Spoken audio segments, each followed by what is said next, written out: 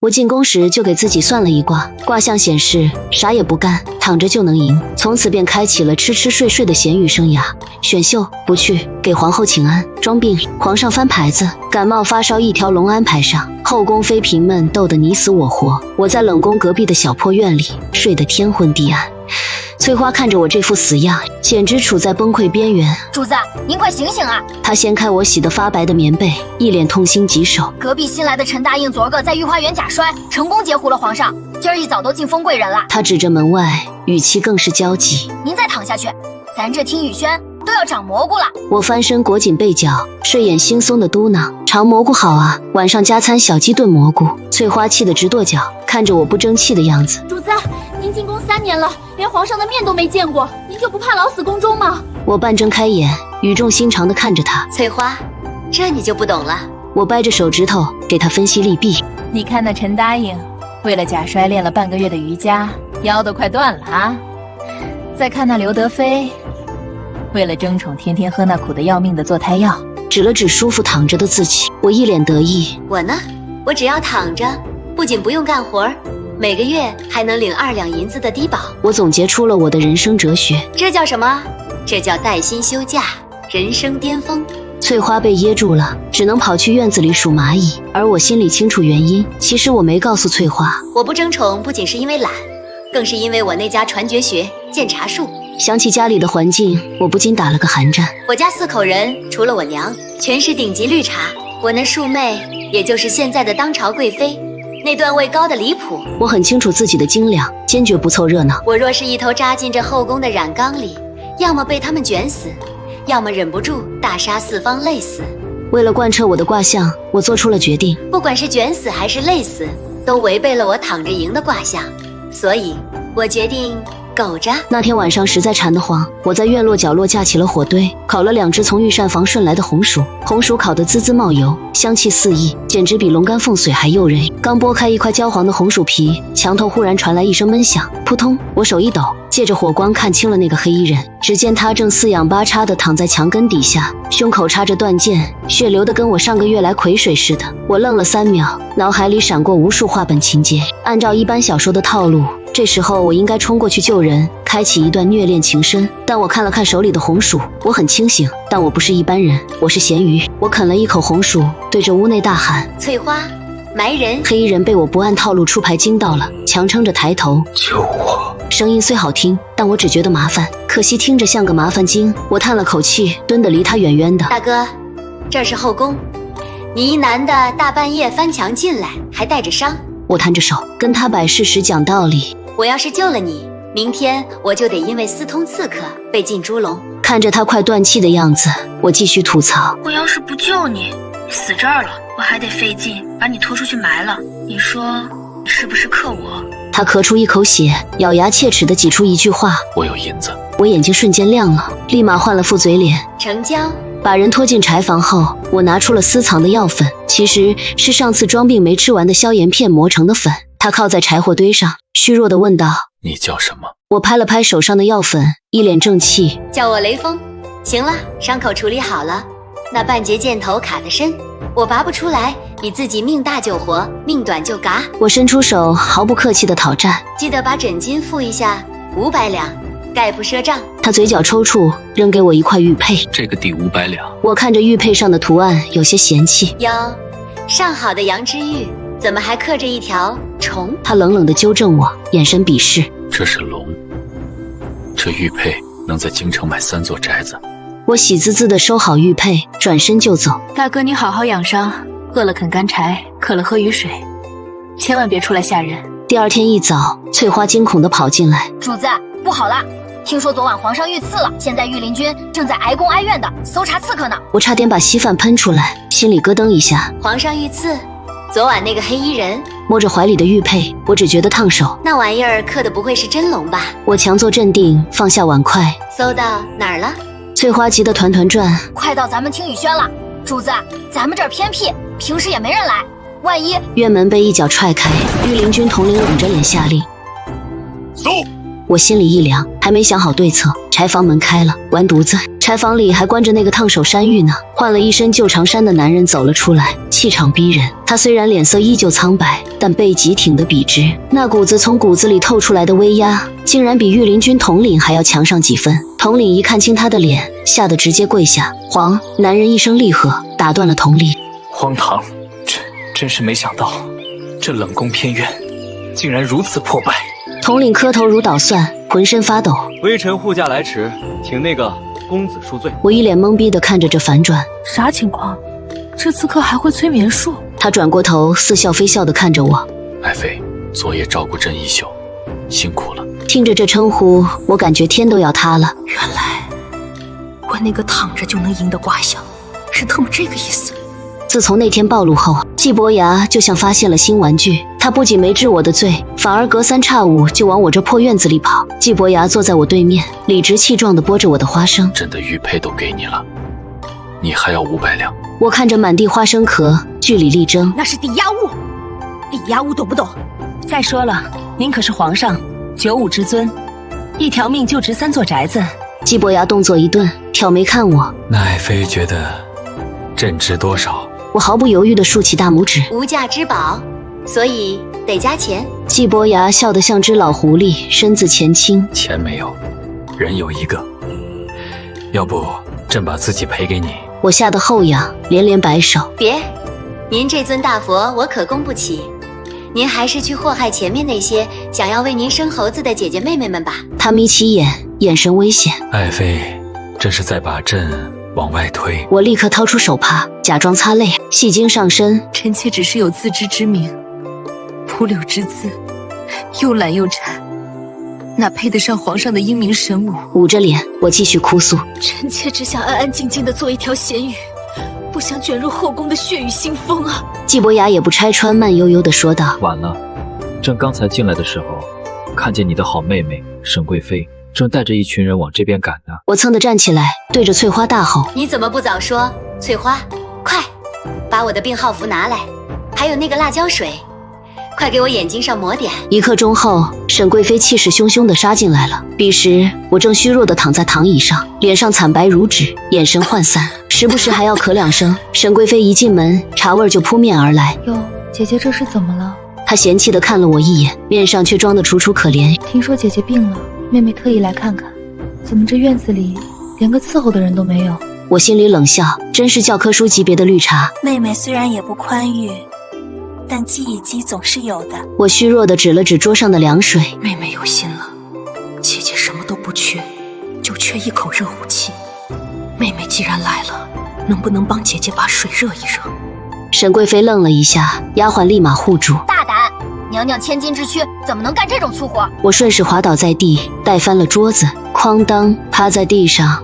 我挤出2滴辣椒水熏出来的眼泪。妹妹莫怪，是姐姐没有。姐姐连这点小事都要麻烦妹妹，姐姐不如死了算了。我做事要往柱子上撞，动作慢得惊人，当然得给足他们反应的时间。沈贵妃还没反应过来，我继续哀嚎。妹妹如今是贵妃了，自然看不起姐姐这废人。姐姐这就走。帘子被猛地掀开，季伯牙一脸阴沉地走出来。沈贵妃，你好大的威风！沈贵妃吓得花容失色，当场跪下。皇上，臣妾参见皇上。季伯牙看都不看他，径直抱起我。爱妃，地上凉。看着他眼底的笑意，我内心疯狂弹幕。大哥，戏过了，过了。他转头冷冷看向沈贵妃，声音如刀：朕的爱妃病重体虚，让你倒杯水都成了大逆不道。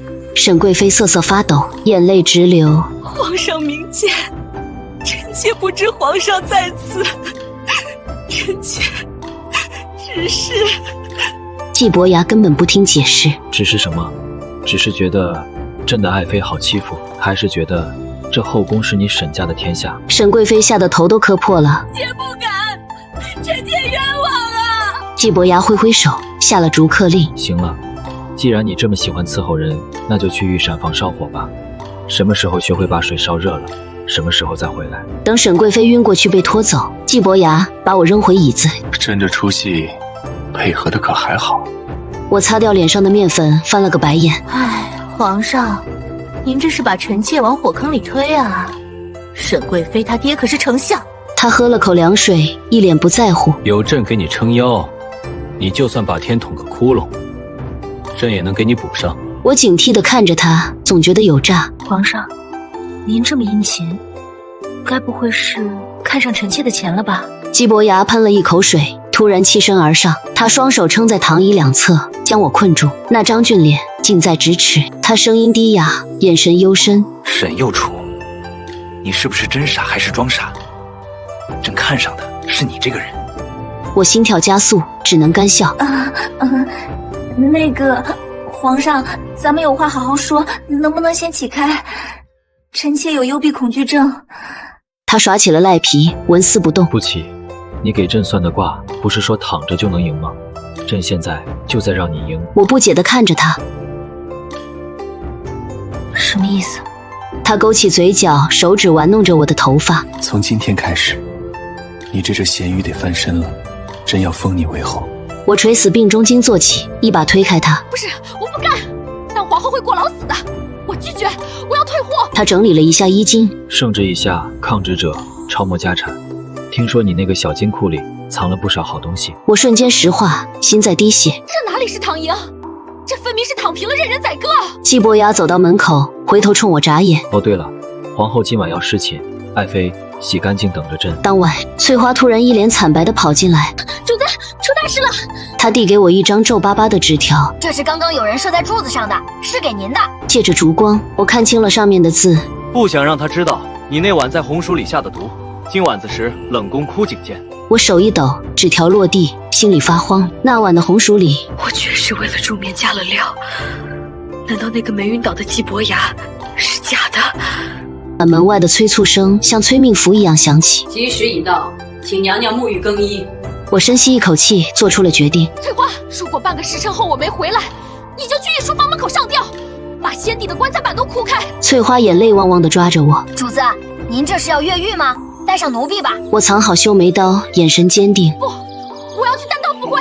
溜到冷宫枯井旁，我看到了那个装逼的黑影。来了。我停在安全距离，握紧修眉刀。大侠深夜约我来此，不知有何贵干？若是求财，我刚被抄家；若是劫色，前面左转是储秀宫。黑影缓缓转身，露出了一个猪头面具。猪头面具恐怖氛围瞬间崩塌。面具男冷哼一声，直奔主题。少废话，交出解药。我一愣，试探着问：“你是说到瓦红薯里的？”他咬牙切齿，显然气得不轻。主子吃了你的红薯，回去后整整睡了12个时辰。若非主子内力深厚，恐怕早就……我心里一块大石头落地。原来季伯牙是在硬撑。季伯牙那晚精神抖擞，完全是装的，难怪这2天没来找麻烦。我立刻戏精上身，捂嘴惊呼：“哎呀，怎么会这样？我那明明是祖传的十全大补爱神散，难道……”我倒吸一口凉气，指着面具男：“难道皇上他……”面具男僵住了，随即咆哮：“胡说八道！主子龙精虎猛，怎么可能虚？肯定是你下了毒。”我开始抹眼泪，委屈巴巴：“大侠冤枉啊！我若真要下毒，早又喝地红了。我只是心疼皇上黑眼圈重，才加了点助眠的料。”面具男犹豫了：“真的只是安神药。”我拍着胸脯保证：“不信你让我回去侍寝，我亲自查看他的病情。”他扔给我一个小瓶子：“是断肠丸，你服下。若是主子没事儿，我自会给你解药。”我想都没想，拔开塞子就倒进嘴里。面具男震惊了：“你不怕死？”嚼着像麦丽素一样的药丸，我大义凛然：“为了皇上，死又何拘？臣妾就是化作厉鬼也心甘情愿。”我心里其实在吐槽：“大哥，这药丸子上还印着御膳房制，你当我瞎啊？”面具男被震撼到了，瞬间消失。记住你的话。我吐出一口浊气，拍拍胸口：“好险，有忽悠却一个。”赶回养心殿，季伯牙正半倚在龙床上看书。爱妃让朕好等。我行了个敷衍的礼，随口胡诌：“臣妾刚才去茅房了，吃坏了肚子，皇上见谅。”他拍了拍身边的位置：“过来。”我挪到床边，扑通一声跪下，声泪俱下：“臣妾有罪。”他挑眉，放下书：“哦，爱妃何罪之有？”我抬起头，眼神诚恳：“臣妾有隐疾，患有玉龙则晕症症，一靠近真龙天子就抽搐。为了不惊扰圣驾，求皇上放我回冷宫。季伯牙笑出了声，走到我面前，居高临下。遇龙则晕，那前几日在冷宫，爱妃怎么没晕？还要跟朕算账？我心里咯噔一下，硬着头皮解释：那是回光返照。他捏住我的下巴，眼神深邃。你这张嘴里，到底有没有一句实话？被他盯着，我莫名心虚。哟，皇上真帅！他耳根微红，轻咳一声掩饰。既然不想侍寝，朕也不勉强。我心中狂喜，正想谢恩，他又补了一句：但这良宵苦短，爱妃给朕讲个笑话吧。逗不笑，就治你欺君之罪。我心里骂娘，面上只能陪笑。从前有个太监，下面没有了。季伯牙面无表情，空气凝固。完蛋，冷场了。跟皇帝讲太监笑话，我这是在雷区蹦迪。我擦擦冷汗，赶紧换一个。皇上，您知道为什么螃蟹横着走吗？他淡淡的配合。我努力让语气听起来好笑。因为它是大闸蟹、大峡蟹，大侠走路都是横着的。又是一阵窒息的沉默，我觉得我快凉了。就在我绝望之际，季伯牙突然肩膀抖动，发出一声低笑。他站起身，伸了个懒腰，心情似乎不错。行了，算你过关。今晚朕睡床，你睡踏板。我抱着被子滚到脚踏上，如蒙大赦。谢皇上。虽然硬了点，但总比失身好。夜深人静，床上突然传来季伯牙的梦话：500两不能给，太贵了。我一脸黑线的看着床上的方向，这货做梦都在赖账。一大早，翠花一脸喜色的跑进来：娘娘，外面都在传，昨晚皇上叫了3回水，您现在可是宠冠6宫啊！我差点一口老血喷出来。3回水，那是季伯牙半夜口渴，让我倒了3次水。造谣。紧接着，太后宣我去慈宁宫，这是鸿门宴啊！她是沈贵妃的亲姑妈，肯定没好事。慈宁宫内，太后眼皮都没抬一下，跪下。我二话不说，扑通跪下，动作丝滑。听说你昨晚把皇上累得早朝都迟了，沈家怎么出了你这么个狐妹子？我眼眶瞬间红了，开始飙戏。都是臣妾的错，臣妾身子骨弱，让皇上还要分心照顾臣妾。我一边哭一边凡尔赛。昨晚皇上非要亲自给臣妾盖被子，臣妾真是罪该万死。看着沈贵妃绿了的脸，太后终于撕破脸。既然身子弱，就多锻炼。在这儿抄100遍《金刚经》，抄不完不许吃饭。还没等我抗议，季伯牙大步走了进来。儿臣给母后请安，他径直把我拉起来，满脸心疼。地上凉，爱妃身子不好，怎么能跪这么久？太后脸色阴沉，皇上这是要为了一个女人忤逆哀家。季伯牙挡在我身前，理直气壮。那母后言重了，朝京这种粗活，怎么能让未来的皇后做？累坏了手，谁伺候儿臣？我老脸一红，这借口也是绝了。太后气得佛珠都快捏碎了。皇后，这女人出身低微，如何能母仪天下？季伯牙眼神坚定。出身不重要，重要的是儿臣喜欢，而且身有楚王夫，朕多年的失眠症都好了。这时，猪头暗卫凑到季伯牙耳边说了句什么：母后，朕还有国事，先把爱妃带走了。出了慈宁宫，我松了口气。那经书要是抄完，手都废了。季伯牙停下脚步，神色凝重。别高兴得太早，刚刚暗卫来报，你在冷宫的屋子被人烧了。我大惊失色，跳了起来。什么？我的私房钱还在床底下卖着呢！他敲了一下我的脑壳，恨铁不成钢。重点是，如果昨晚你没在养心殿，现在被烧成灰的就是你。我遍体生寒，这也太狠了。是谁？季伯牙看向远处，吐出3个字：摄政王。我不解地问：他为什么要杀我？我又没挡他的道。季伯牙认真地看着我：因为你是朕唯一的弱点，至少在外人眼里是这样。我弱弱的举手：那能申请离职吗？钱我不要了。他一把搂住我的腰，笑得像只狼。晚了，上了贼船，除非传臣，否则别想下去。他在我耳边抛出诱饵：只要你帮朕斗盗摄政王，朕就把国库钥匙交给你保管。我仿佛听到了金币的声音，瞬间满血复活。不过先说好，得加钱。搬进养心殿后，我发现季伯牙是个工作狂，他不仅自己卷，还要拉着我一起卷。他指着桌上厚厚的书，爱妃，这本治国策读给朕听。我瘫在软榻上吃葡萄。皇上，臣妾不识字。季伯牙似笑非笑地看着我。哦，沈丞相的女儿不识字，那你那晚写的欠条是怎么回事？我强行狡辩，那是鬼画符，臣妾得了文字过敏症，一见字就头晕。他掏出一把金钥匙晃了晃。既然病重，那这司库钥匙朕就收回了。本来想让你帮忙清点珍宝的。我弹射起步，一把抢过钥匙。好了，为了皇上分忧，这点病算什么？就在我两眼放光时，玄妻飘了出来。娘娘，摄政王送来了请帖。帖子上写着赏花大会，我吓得钥匙差点掉了。赏花？这大冬天的赏什么花？玄妻冷冷的补刀。郑王府养了一池子食人花。季伯牙眼神一冷，看来皇叔坐不住了。爱妃，敢不敢陪朕去闯一闯？我疯狂摇头，不敢，臣妾胆小如鼠，见不得食人花。季伯牙揪住我的后领子往外拖。不去也得去，你是朕的弱点，你不去，皇叔怎么下手？我欲哭无泪，被迫营业。这哪里是弱点，这分明是人肉挡箭牌。摄政王府阴森森的，像个阎王殿。一进大厅，我就感到一股阴风扑面而来。摄政王季伯达坐在主位，手里攥着铁胆，屁股都没挪一下。臣季伯达参见皇上。季伯牙笑得温和，仿佛没看见他的无礼。听说府上花开了，特意带爱妃来看看。季伯达冷冷地打量我，满眼嘲讽。这个就是那个沈家淑女，哼，长得也就那样。我忍住怒火，缩进季伯牙怀里发抖。皇上，这位叔叔好凶啊！臣妾怕。季伯牙配合地拍拍我。别怕，皇叔只是长得着急了点，人也没那么好。季伯达捏碎了手里的铁胆，皮笑肉不笑。入席吧，本王还准备了大礼。看着桌上的红烧熊掌和猴脑，我陷入沉思。这特么是鸿门宴还是野味大餐？季伯达阴恻恻地问：“怎么不合爱妃胃口？”我一脸无辜地看着他。王爷，臣妾信服，见不得杀生，不知府上有没有红薯？全场寂静。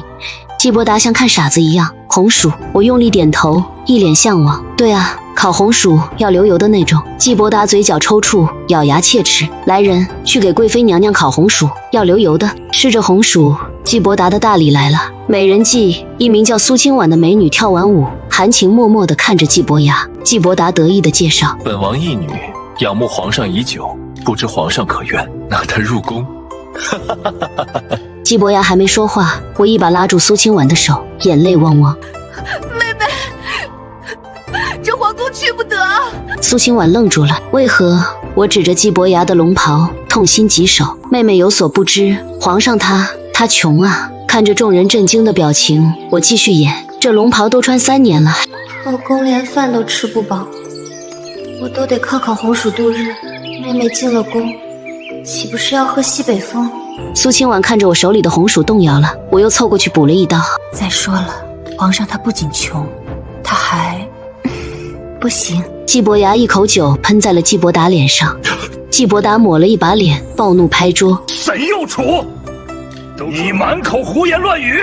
我躲在季伯牙身后探头，臣妾只是实话实说，忠言逆耳啊。季伯牙在桌下掐了我一把，面上却无奈。爱妃心直口快，皇叔见谅。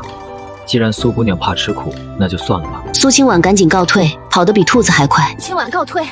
宴会中途，我借口尿遁溜了出来，结果在花园迷路，被一个黑影拖进了假山洞。定睛一看，竟然是季伯达，他拿着匕首抵着我。沈右楚，你到底是谁？哪国派来的细作？我一脸真诚：我是沈右楚啊，未来的咸鱼太后。他不信，眼神阴狠。你刚才那种泼皮无赖的行径，绝不是一般人能有的。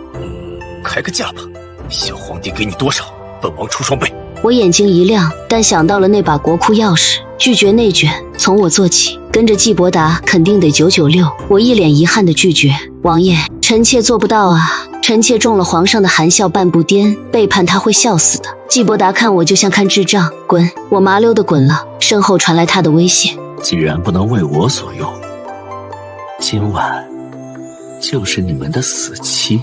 回到宴席，大厅已经被黑衣人包围了。季伯达站在杀手身后，狞笑：今夜过后，世上再无季伯牙。